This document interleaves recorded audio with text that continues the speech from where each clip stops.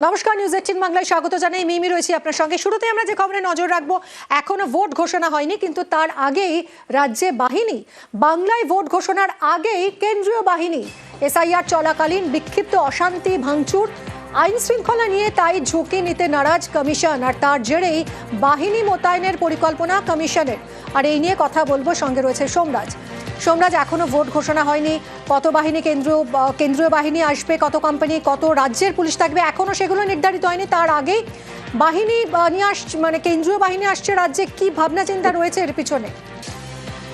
দেখো, একদমই তার কারণ আমরা দেখেছি সম্প্রতি যে এসআইআর যে হিয়ারিং প্রক্রিয়া, সেই এসআইআর হিয়ারিং প্রক্রিয়ায় রাজ্যের কয়েকটি জায়গায় বিক্ষিপ্ত অশান্তি ভাঙচুরের ঘটনা ঘটেছে। উত্তর দিনাজপুর, উত্তর 24 পরগনা, মুর্শিদাবাদ সহ কয়েকটি জেলায় বিক্ষিপ্তভাবে ভাঙচুর, অশান্তি, এমনকি সরকারি সম্পত্তি ভাঙচুরের মতো ঘটনা ঘটেছে। সম্প্রতি সুপ্রিম কোর্ট রাজ্য পুলিশের ডিজিপিকে শোকজ পর্যন্ত করেছে এই এসআইআর শুনানির সময় আইন শৃঙ্খলা ইস্যুতেই। গোটা বিষয়টিকে মাথায় রেখেই জাতীয় নির্বাচন কমিশন এই পরিকল্পনা ইতিমধ্যেই করেছে এবং রাজ্যের মুখ্য নির্বাচনী আধিকারিকের দপ্তরকে ইতিমধ্যে সেই ইঙ্গিত দিয়ে দেওয়া হয়েছে যে বিধানসভা ভোটের নির্ঘণ্ট ঘোষণা আগেই রাজ্যে মোতায়েন করা হতে পারে কেন্দ্রীয় বাহিনী। কত সংখ্যক বাহিনী মোতায়েন হবে সেক্ষেত্রে সূত্র মারফত জানা যাচ্ছে, জোর চর্চায় চলছে 100 কোম্পানিরও বেশি বাহিনী মোতায়েন করা হতে পারে নির্ঘণ্ট প্রকাশের আগেই। তবে রাজ্য জুড়ে সব জায়গায় নয়, স্পর্শকাতর কিছু এলাকায় এই বাহিনী মোতায়েন করা হতে পারে। বিশেষ করে এসআইআর শুনানি পর্ব চলাকালীন যে জায়গাগুলিতে অশান্তি ভাঙচুরের মতো ঘটনা ঘটেছে, সরকারি সম্পত্তি নষ্টের মতো ঘটনা ঘটেছে, 2021 এবং 2024, অর্থাৎ 2021-এর বিধানসভা ভোট, 2024-এর লোকসভার ভোট, দুইয়ের নিরিখেই এবারে রাজ্যে বাহিনীর পরিমাণ বাড়ছে। বাহিনীর পরিমাণ বাড়ছে তার কারণ, যেহেতু এবারে রাজ্যে বিধানসভা ভোটের দফা কমবে, অর্থাৎ 6 দফা, 7 দফায়, 8 দফায় ভোট এবার রাজ্যে হবে না, তেমনটাই কমিশন সূত্রে খবর। সর্বোচ্চ 4 দফায় ভোট জাতীয় নির্বাচন কমিশন করতে পারে। আর সেই জায়গায় দাঁড়িয়ে যেহেতু ভোটের দফা কমবে, সেই কারণে বাহিনীর সংখ্যাও বাড়বে। আর নির্ঘণ্ট প্রকাশের আগে কত সংখ্যক বাহিনী মোতায়েন করা হবে রাজ্যে, তা চূড়ান্ত সিদ্ধান্ত নেওয়া হবে জাতীয় নির্বাচন কমিশন নিযুক্ত স্পেশাল অবজারভারের সঙ্গে আলোচনা করে। আজ সন্ধ্যেবেলায় জাতীয় নির্বাচন কমিশন নিযুক্ত স্পেশাল অবজারভার তিনি কলকাতায় এসে পৌঁছাচ্ছেন। তারপরই তার সঙ্গে আলোচনা করা হবে, তার মতামত নেওয়া হবে এবং তারপরে চূড়ান্ত সিদ্ধান্ত নেবে কমিশন। কিন্তু একটা বিষয় নিশ্চিত, নির্ঘণ্ট প্রকাশের আগেই কমিশন চায় এ রাজ্যে বাহিনী মোতায়েন করতে।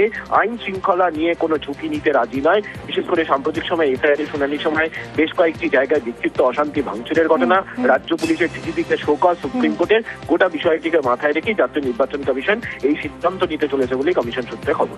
ধন্যবাদ সোমরাজ।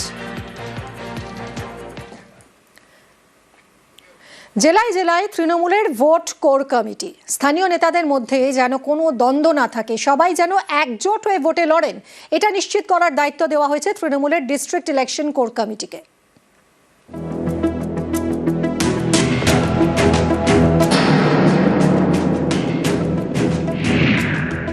পাখির চোখ বিধানসভা ভোট, ভোটের জন্য জেলায় জেলায় কোর কমিটি তৈরি করেছে তৃণমূল। এই প্রথমবার নাম ডিস্ট্রিক্ট ইলেকশন কোর কমিটি।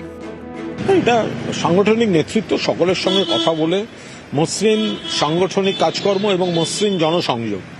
আর নির্বাচনের তো কিছু বিশেষ ধরনের কাজকর্ম থাকে, যেখানে যেখানে দল মনে করেছে সেই প্রয়োজনটা কোর কমিটি দিয়ে সকলকে নিয়ে ভালোভাবে করা যাবে করেছে। একসময় জেলায় জেলায় তৃণমূলের পর্যবেক্ষক পদ ছিল, তা বহুদিন হলো উঠে গিয়েছে। এবার ভোটের আগে তৈরি করা হয়েছে ডিস্ট্রিক্ট ইলেকশন কোর কমিটি। এই কমিটি দেখবে জেলায় নিচু স্তরে যাতে দ্বন্দ্ব মাথাচাড়া না দেয়, জেলা ভিত্তিক সংগঠনের সর্বস্তরে সমন্বয়, সংশ্লিষ্ট সাংগঠনিক জেলায় ভোট প্রচার এবং ভোট ম্যানেজমেন্ট, জেলার সব স্তরের নেতাকর্মীদের নিয়ে কাজ করবে এই কমিটি। ডিস্ট্রিক্ট ইলেকশন কোর কমিটিকে জেলা নেতৃত্বের সঙ্গে সমন্বয় রেখে কাজের নির্দেশ দেওয়া হয়েছে। তৃণমূলের বারাসাত, বহরমপুর, জঙ্গিপুর সাংগঠনিক জেলায় ইতিমধ্যেই এই ভোট কোর কমিটি তৈরি করা হয়েছে। লোকসভা ভোটে বারাসাত, বহরমপুর, মুর্শিদাবাদ এবং জঙ্গিপুরে ঘাসফুল ফুটেছে। বারাসাত ডিস্ট্রিক্ট ইলেকশন কোর কমিটিতে রয়েছেন 16 জন, আহ্বায়ক রথিন ঘোষ, সহ আহ্বায়ক জ্যোতিপ্রিয় মল্লিক। এছাড়াও কমিটিতে রয়েছেন কাকলি ঘোষ দস্তিদার ও সব্যসাচী দত্ত।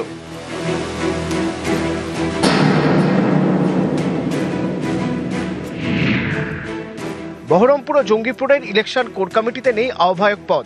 কমিটিতে 3 সাংসদ, খলিলুর রহমান, আবু তাহের ও ইউসুফ পাঠান। 9 জন বিধায়ক এবং 1 জন সাংসদ মিলে আর কি এই কোর কমিটি আছে। আগামীতে আরও কিছু নির্দেশিকার আমরা অপেক্ষায় রয়েছি। কাজে সেই নির্দেশিকাটা পেলে আমাদের এই কমিটি পুরোপুরি সর্বতভাবে আমরা নেমে পড়ব। দল তো দলের সামগ্রিক স্বার্থ দেখবে, যে একটা ইলেকশন আসছে, একদিকে হচ্ছে সংগঠন স্মুথ রাখা, 2 হচ্ছে জনসংযোগ নিবিড় রাখা, 3 হচ্ছে নির্বাচনী বিধি নিষেধ আইন মেনে নির্বাচন প্রসেসে অভিজ্ঞ লোকদেরকে সেইভাবে কাজে লাগানো। তো সেটা যা মনে করেছে দল, সেটাই মানে সঠিক, সবচেয়ে ভালো রেজাল্ট যেটাই হবে সেই কাজটাই দল করেছে। লোকসভা নির্বাচনের পর থেকে বিধানসভা নির্বাচনের পূর্ববর্তী সময় পর্যন্ত 3 সাংগঠনিক জায়গাতেই বেশ কতগুলি সময়ের রাজনৈতিক সমীকরণের বদল হয়েছে। সেই সমীকরণ বদলের প্রভাব যাতে নিচুতলাতে না পড়ে এবং নিচুতলা থেকে একেবারে জেলার ওপর স্তর পর্যন্ত যারা কাজ করেন তাদের মধ্যে সাংগঠনিক কাঠামোর সমন্বয়ের অভাব যাতে কোথাও তৈরি না হয়, সেই কাজই মূলত ডিস্ট্রিক্ট ইলেকশন কোর কমিটি দেখভাল করবে। তৃণমূল সূত্রের খবর, প্রয়োজন হলে আগামী দিনে আরো বেশ কতগুলি সাংগঠনিক জেলাতে এই ফর্মুলা গ্রহণ করতে পারে তৃণমূল। ক্যামেরায় অসিত দাসের সাথে আবির ঘোষাল, নিউজ 18 বাংলা, কলকাতা।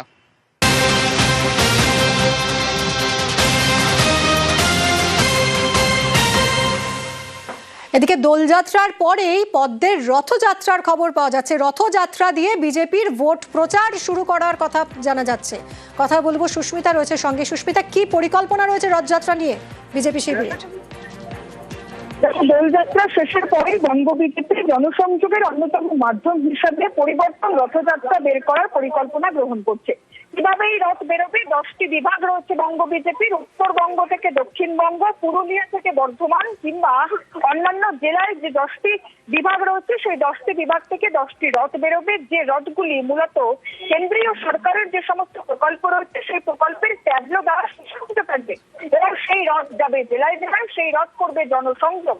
সাধারণ মানুষকে বিজেপি মুখী করতে মূলত বঙ্গ বিজেপির 21-এর নির্বাচন বা 24-এর লোকসভা নির্বাচনের মতো আবার 26-এর বিধানসভা নির্বাচনের আগে জনসংযোগের এই মাধ্যম। তবে রথযাত্রার মাধ্যম দিয়ে এই বঙ্গ বিজেপি মানুষের মন বুঝতে চাইছে। তার পাশাপাশি মানুষের মনে বঙ্গ বিজেপি সম্পর্কে কি ধারণা রয়েছে, বিজেপির প্রতি মানুষের কতখানি গ্রহণযোগ্যতা রয়েছে, সেই সবটা মেপে নেওয়ার চেষ্টা করছে এই মুহূর্তে কেন্দ্রীয় নেতৃত্বে। ইতিমধ্যেই বৈঠক চলছে। বিভাগীয় দায়িত্বে রাখা হবে একজন করে জেলা সভাপতিকে, যাদের দায়িত্বে মূলত বিধানসভা কেন্দ্রভিত্তিক রথ ঘুরবে। তবে কোন কোন বিধানসভাগুলিকে প্রাধান্য দেওয়া হবে এক্ষেত্রে, সেক্ষেত্রেও তৈরি করা হয়েছে তালিকা। ঠিক যে বিধানসভা কেন্দ্রগুলিতে বিজেপি জয়লাভ করেছিল 21-এর নির্বাচনে কিংবা 21 বা 24-এর নির্বাচনের নিরিখে যে বিধানসভা নির্বাচনগুলিতে বিজেপির তুলনামূলক ভালো ফল হয়েছিল, সেই 150টি বিধানসভা কেন্দ্রে প্রাথমিক অবস্থায় এই রথ ঘুরবে। তার পরবর্তীতে 294টি বিধানসভা কেন্দ্রকে ছোঁয়ার চেষ্টা করবে এই রথ। এবং আগামী মার্চের প্রথম সপ্তাহে নরেন্দ্র মোদীর যে বড় জনসভা করার কথা রয়েছে কলকাতা শহরে, সেখানেও এই রথকে প্রদর্শনের কথা রয়েছে বঙ্গ বিজেপির তরফ থেকে, এমনটাই খবর। এখনো পর্যন্ত মিটিং চলছে এই মুহূর্তে সল্টলেকের হোটেলে, যেখানে উপস্থিত রয়েছেন বঙ্গ বিজেপির রাজ্য সভাপতি শ্রমিক ভট্টাচার্য, তার সঙ্গে অবশ্যই ভূপেন্দ্র যাদব, বিপ্লব দেব, সুনীল বানসাল, দিল্লি এবং রাজ্য নেতৃত্ব সকলেই। আগামী নির্বাচনের লক্ষ্যে জনসংযোগকে হাতিয়ার করার জন্য বিজেপি একাধিক পন্থা অবলম্বন করছে। তার মধ্যে অবশ্যই রথযাত্রা অন্যতম গুরুত্বপূর্ণ ভূমিকা গ্রহণ করতে চলেছে বলে বঙ্গ বিজেপি নেতৃত্ব এই মুহূর্তে মনে করছে। ধন্যবাদ সুস্মিতা।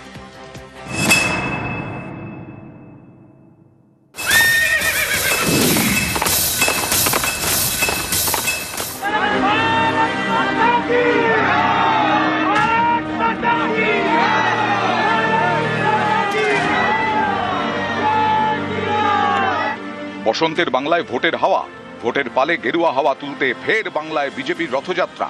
3রা মার্চ দোল, এই দোলযাত্রার পরেই শুরু হবে বিজেপির রথযাত্রা।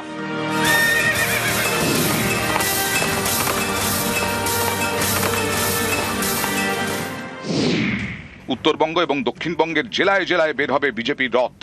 সব রথেরই গন্তব্য হবে ব্রিগেড। সব রকম ভাবে ভারতীয় জনতা পার্টি প্রচার করবে। এই মুহূর্তে পশ্চিমবঙ্গের জনতার কাছ থেকে পরামর্শ নিচ্ছি। 1043টা জায়গায় এখনো পর্যন্ত বক্স বসিয়েছি, সেখানে প্রচুর পরিমাণে পরামর্শ জমা হচ্ছে। নতুন যে রেনেসা আসতে চলেছে বিজেপির সরকারের সময়, যেটা পশ্চিমবঙ্গের জনতার সরকার হবে, সেটা আগে তৈরি করছে।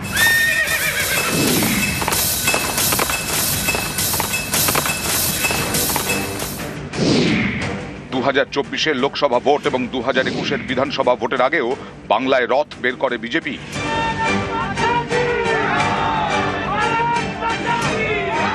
রথযাত্রার সঙ্গে বিজেপির ইতিহাস জড়িয়ে। রাম মন্দির তৈরির লক্ষ্যে 1990-এ রথ বের করেন লালকৃষ্ণ আডবাণী। গুজরাটের সোমনাথ থেকে উত্তরপ্রদেশের অযোধ্যা পর্যন্ত এ নিয়ে সে সময় দেশ জুড়ে শোরগোল পড়ে যায়। তারপর রাজনীতিতে বহু অদল বদল হয়েছে, কিন্তু বিজেপি রথযাত্রা কৌশল থেকে সরেনি। কারণ পর্যবেক্ষকদের একাংশের মতে এই রথযাত্রা কর্মসূচির মাধ্যমে আজও হিন্দুত্বে শান দেওয়ার চেষ্টা করে পদ্ম শিবির।